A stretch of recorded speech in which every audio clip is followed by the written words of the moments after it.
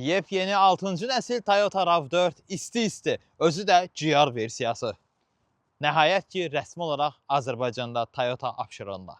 Demin avtomobilin üstü niyə belə suruldu? 2 dəqiqə bundan qabaq qəşəng yağış yağırdı. Tam yenilənmiş Toyota RAV4-də həmini xatırladığın ön fənərlər görür, istəyir gündüz işıqları, istəyir ön fənərlər, istəyirsə dönmə işıqları inteqrasiya edilmiş gündüz işığı aşağıdakı hamısı LED-də. Duman işıqları aşağıdadır. Duman işıqları yanmayan zaman bu işıqlar avtomobil dönən tərəfə işıqlandırır yolu. Far yanlar buradadır. Gizlədilmiş parktroniklərdir.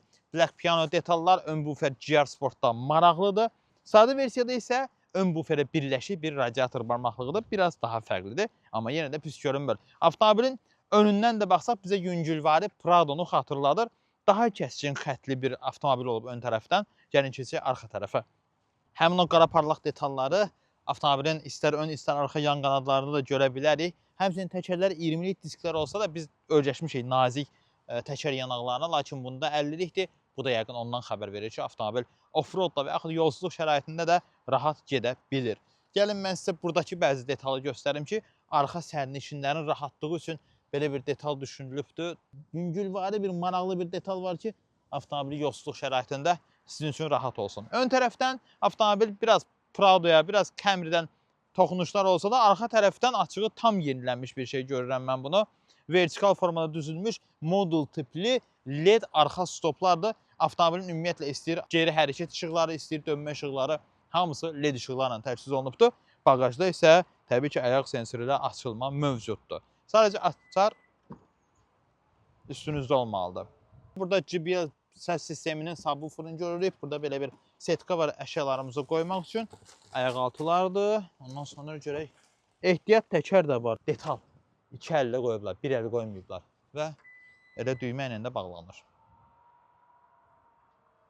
Məndə olan versiya GR Sport 4 çəkər avtomobildir. Amma hər hansı bir şaft yoxdur. Avtomobilin arxa təkərlərində elektrik mühərrik var. Ön təkərlər boşa düşən kimi avtomobil bunu hiss edir və elektrik mühərrik arxa təkərləri işə salır. Kapotun altında nələr var demişkən, bax bu amortizatorlar həqiqətən məni sevindirdi. 2,5 litrlik sadə atmosferik bir mühərrik var. Hibrid avtomobil və YSVC sürətlər qutusu ilə 192 at gücü hasil edilir mühərrik. Ümumiyyətlə Toyota mühəndisləri əsas gücə yox, performansa və keyfiyyətə fokuslanıblar. Bəlkə də buna görədir ki, 30 ilə yaxında 15 milyondan çox RAV4 modelini satıbdır. Bu arxamda gördüyünüz şahəsərin qiyməti isə 90.870 manatdır. Arxa oturacaqlar doğrudan da rahatdır. Və yaxud damda göstərdiyim məsələ isə bax budur. Baş məsafəsi çox genişdir, diz məsafəsi də olduqca yaxşıdır.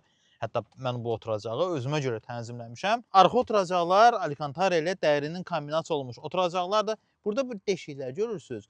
Qırmızı toxumaları var altında. Burada isə qırmızı tikişlər. Bunlar hamısı GR Sport'un dizayn xəttinə uyğun bir məsələlərdir. Hava deflektorları, burada da 2 ədəd 15 wattlıq şarj portu görürsünüz ki, artıq mobil telefonlarınızı və hətta deyərdim bəzi notebooklarınızı da şarj edə bilərsiniz. Dükkanda bu GR Sport logosu başqa bir həzz verir deyə bilərəm. Həqiqətən avtomobilin içinə əyləşəndə özünüz bunu hiss eləyəcəksiniz.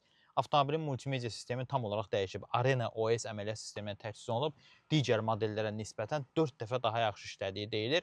Hətta maraqlı bir yenilik var ki, əməliyyat sistemi güncəlləmə ala bilir. Yəni siz yeni funksiyalarla belə qarşılaşa bilərsiniz güncəlləmədən sonra. 12.9 inçli multimedia monitoru var. Naqilsiz Apple CarPlay, Android Auto mövcuddur. Dükkanın qızdırıcısı, ön oturacaqların 2 rejimli qızdırıcısı mövcuddur. Ön tərəfdə isə 12.3 inçlik bir rəqəmsal nəzarət paneli mövcuddur.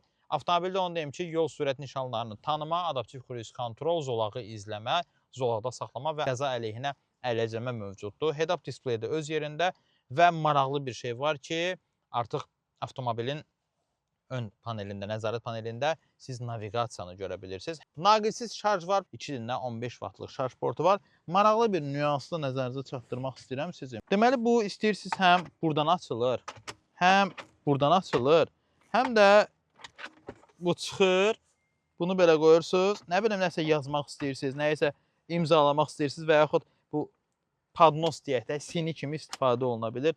Çayınızı, yeməyinizi burada istirahət zamanı qoyub burada rahat-rahat yeyə bilərsiniz, çünki düz bir səthdir. Sizə yenilikləri, yeni avtomobilləri görmək üçün səhifəmə abunə olmağı və videonu bəyənib paylaşmağı da unutmayın. Hələlik!